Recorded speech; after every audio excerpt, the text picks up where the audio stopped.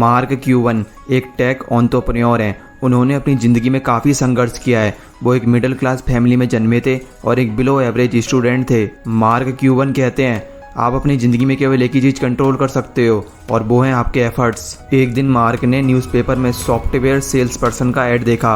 उस जॉब के लिए वो इंटरव्यू देने गए और उनको वो जॉब मिल गई और यहीं से उनको अपनी लाइफ का टर्निंग पॉइंट मिला। कुछ समय बाद मार्क को सॉफ्टवेयर सेल्स पर्सन की जॉब से निकाल दिया गया और तब उन्होंने हताश होने की बजाय अपनी ही एक नई कंपनी खोलने का डिसीजन ले लिया। उनकी पहली कंपनी का नाम था माइक्रो सॉल्यूशन और वो एक सक्सेसफुल कंपनी थी। मार्क ने ये कंपनी 1990 में 42 करोड़ रुपए में बेच दी थी।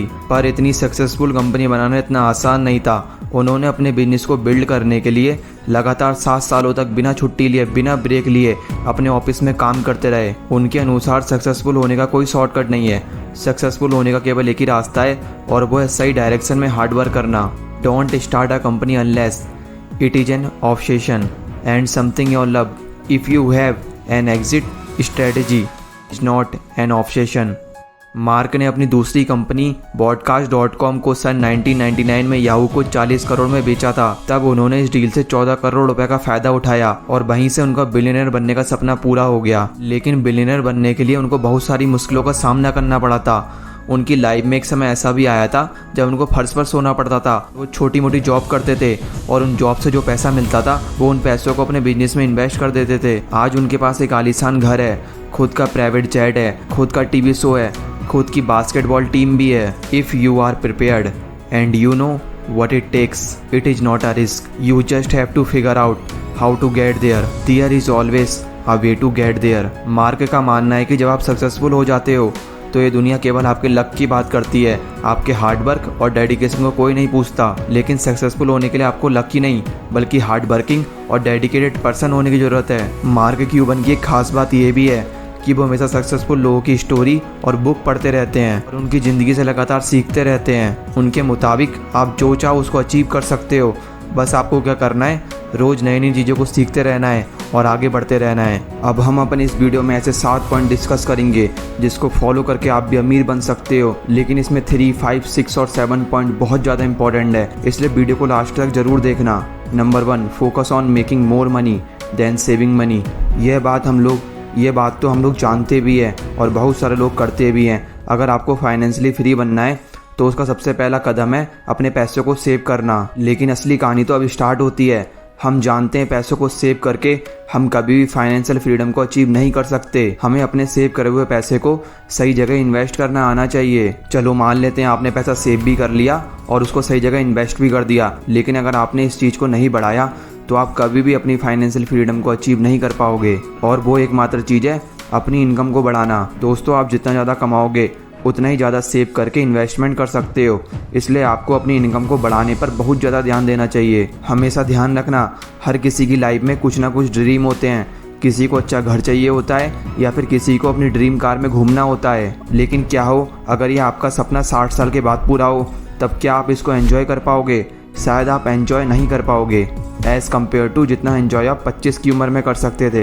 एक्सपर्ट्स का मानना है आपको अपने पैसे को सेव भी करना है और सही जगह इन्वेस्ट भी करना है, लेकिन उससे पहले आपको अपनी इनकम को 10 गुना बढ़ाना होगा। एक्सपर्ट्स बोलते हैं आपकी स्किल या फिर आपका जो भी काम है, अगर आपने उसमें अच्छी ग्रोथ ले ली तो आप इतना ज़्यादा पैसा कमा सकते हो जितना आप कभी भी सेविंग और इन्वेस्टमेंट करके नहीं कमा पाओगे। रूल नंबर 2 है don't chase money, attract money. इसका मतलब यह है कि आपको अपने आप को इतना पावरफुल या फिर इतना स्किलफुल बना लेना है कि आपको कभी भी मनी की चिंता ही ना करनी पड़े। मनी आपकी काबिलियत को देखते हुए खुद आपके पास चलकर जरूर आए। जैसे हम यहाँ पर एग्जांपल ले सकते हैं गूगल के CEO सुंदर पिचाई का। इन्होंने अपने आप को खुद की मेहनत से दिन रात एक करके नई नई स्किल को सीखकर अपने आप को इस पोजीशन पर ला दिया है कि अब ये पैसे के गुलाम नहीं है बल्कि अब खुद पैसा इनके लिए काम करता है। उनके पास अब बहुत सारे ऑफर्स आते हैं कि आप हमारी कंपनी को ज्वाइन कर लीजिए, हम आपको गूगल से अच्छी सैलरी देंगे। ऐसे ही आपको भी करना है। आपको अपनी स्किल को इतना ज़्यादा बढ़ा लेना है कि आपको पैसे की कभी चिंता ही ना करनी पड़े। आपने ऐसे भी बहुत सारे बिजनेस कोर्स देखे होंगे जो कि 1 या 2 घंटे स्पीच देकर 10 लाख तक चार्ज करते हैं, क्योंकि अब वो पैसे के लिए काम नहीं करते बल्कि पैसा खुद उनके पास चल कर आता है। क्योंकि उन्होंने अपने आप पर काम किया है, खुद को इम्प्रूव करने पर काम किया है, तभी तो अब उनकी स्किल के बदले उनको 1 घंटे के 10 लाख रुपए भी मिल जाते हैं। Rule number 3, the more your learn the more your earn. Robert T Kiyosaki बोलते हैं, आप जितना ज़्यादा सीखोगे उतने ही ज़्यादा चांस है कि आप जल्दी अमीर बन जाओ, लेकिन कंडीशन ये है कि आप सीख क्या रहे हो। अगर आप कुछ ऐसी चीज़ को सीख रहे हो जो कि आपको ज़्यादा काम नहीं आएगी अपनी फाइनेंशियल फ्रीडम की जर्नी में, तो हो सकता है कि आप उन स्किल को सीखने में सिर्फ अपना टाइम बर्बाद कर रहे हो। एक बार यह भी देख लो कि जो स्किल मैं सीख रहा हूँ उसका फ्यूचर में क्या यूज़ है। अगर आपको अमीर बनना है तो फाइनेंशियल नॉलेज को ज़्यादा से ज़्यादा इकट्ठा करो, ज़्यादा से ज़्यादा बुक पढ़ो, मोटिवेशन स्टोरीज पढ़ो और हमारे चैनल को सब्सक्राइब भी करो ताकि आपको ऐसी इन्फॉर्मेशन मिलती रहे। इस दुनिया के सबसे बड़े इन्वेस्टर वॉरेन बफेट बोलते हैं कि मेरी लाइफ में मेरी स्कूल की एजुकेशन ने इतना बड़ा इम्पैक्ट नहीं डाला जितना बड़ा इम्पैक्ट एक छोटी सी चीज़ ने डाला, जिसको मैंने कुछ ही डॉलर देकर सीखा था, और वो था एक कम्युनिकेशन स्किल कोर्स। उन्होंने इंटरव्यू में बताया कि मेरे इन्वेस्टिंग करियर में जिस स्किल ने मेरा सबसे ज़्यादा साथ दिया है वो है कम्युनिकेशन स्किल कोर्स। इसीलिए कहते हैं ज़्यादा से ज़्यादा सीखने पर ध्यान दो, अपनी स्किल को इम्प्रूव करते रहो। Rule number 4, making money is a game. यह बात 100% सच है कि पैसा कमाना सच में एक गेम है। हम इसको एक एग्जाम्पल से समझते हैं। मान लो गौरव है, वो 5 सालों से चेस की प्रैक्टिस कर रहा है और एक लड़का अमित है जो कुछ ही महीनों से चेस खेल रहा है। तो आप बता सकते हो कौन जीतेगा? या फिर हम कहें एक टीचर है जो कि 10 सालों से पढ़ा रहा है और एक वो टीचर है जो कि कुछ हफ्तों से पढ़ाना शुरू करा है। तो आप बता सकते हो कौन अच्छा पढ़ाएगा? ठीक ऐसे ही मनी का गेम होता है। यहाँ पर भी हमें अपना समय लगाकर सीखना पड़ता है, इसके नियमों को समझना पड़ता है, तभी हमारी जीत संभव हो सकती है, नहीं तो हम खेल ही नहीं खेल पाएंगे। रूल नंबर 5 है इनकम वर्सेस एक्सपेंस रूल। यह रूल सच में बहुत ज़्यादा इंपॉर्टेंट है और वैल्यूएबल भी है, क्योंकि हम में से ज़्यादातर जो लोग होते हैं वो इनकम और एक्सपेंस को समझ ही नहीं पाते। मान लो गुप्ता जी की मंथली इनकम है 10 लाख रुपए और शर्मा जी की मंथली इनकम है 1 लाख रुपए। इनमें से क्या लगता है कि कौन बढ़िया है? ज़्यादातर लोगों का आंसर होगा कि गुप्ता जी की इनकम बहुत अच्छी है। लेकिन जो सोचने की बात आती है वो यहीं पर आती है, हमें दोनों को ऐसे कंपेयर करना ही नहीं है। अगर ऐसा हो, भले ही गुप्ता जी 10 लाख रुपए कमाते हैं लेकिन उनका खर्चा 12 लाख रुपए है और शर्मा जी केवल 1 लाख रुपए कमाते हैं और उनका खर्चा 50,000 रुपये है। तो आप बताओ अब इनमें से अच्छा कौन है? अब ज़्यादातर लोगों का आंसर होगा कि शर्मा जी अच्छे हैं। इसलिए हमें अमीर बनना है तो इनकम तो बढ़ानी ही है, लेकिन साथ साथ अपने खर्चों पर भी ध्यान रखना है और बचे हुए पैसे को इन्वेस्ट करना है, तभी जाकर हम अमीर बन पाएंगे। रूल नंबर 6 है time equal to money rule. अब बहुत लोग कमेंट करेंगे कि टाइम ज़्यादा इंपॉर्टेंट है मनी से, आप इसका कंपेयर नहीं कर सकते।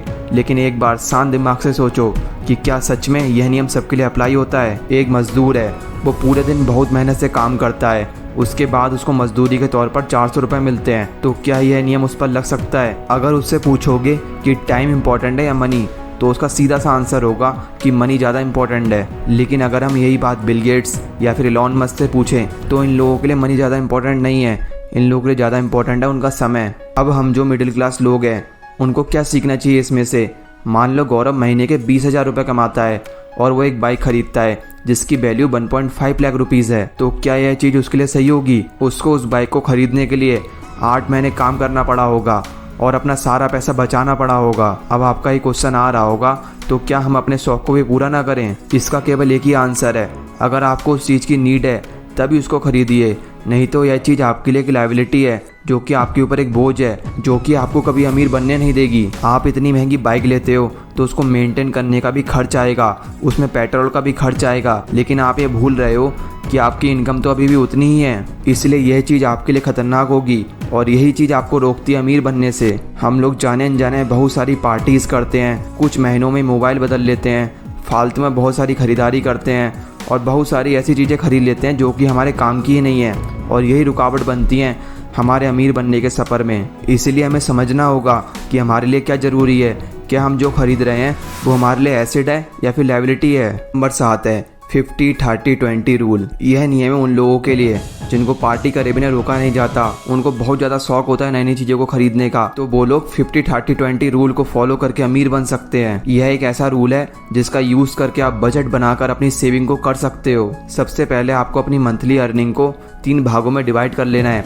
पहला है नीड, सेकेंड है वांट्स, थर्ड है सेव। लेकिन इसमें कुछ रूल है, जैसे आप अपनी इनकम का 50% सिर्फ अपनी नीड्स को फुलफिल करने में खर्च कर सकते हो। यह वो पैसा होता है जो हमारे कंट्रोल में नहीं होता और ये पैसा सबको ख़त्म करना ही पड़ता है।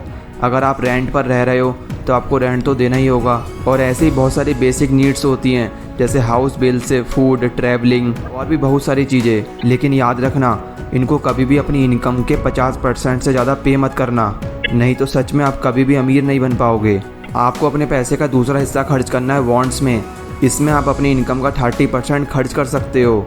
इसमें वो खर्चे आते हैं जो कि आप अपनी लाइफ को एंजॉय करने और अपने सपनों की चीज़ों को खरीदने में खर्च करते हो। जैसे आप नए कपड़े खरीद सकते हो, अपने दोस्तों के साथ बाहर जाकर कहीं घूम सकते हो। और थर्ड है सेविंग, जिसमें आपको अपनी इनकम का 20% तो डालना ही है, चाहे कुछ भी हो जाए। आप बॉन्ड्स में कमी कर सकते हो, लेकिन कभी भी सेविंग की परसेंटेज में कमी मत करना। आपको हमेशा अपनी इनकम का 20% तो सेव करना ही है, चाहे कुछ भी हो जाए। और सेव करना तो पहला स्टेप है। इसके बाद आपको अपने पैसे को सही जगह इन्वेस्ट भी करना आना चाहिए, तभी आप जल्दी अमीर बन सकते हो, नहीं तो बहुत ज़्यादा हार्ड होगा अमीर बनना।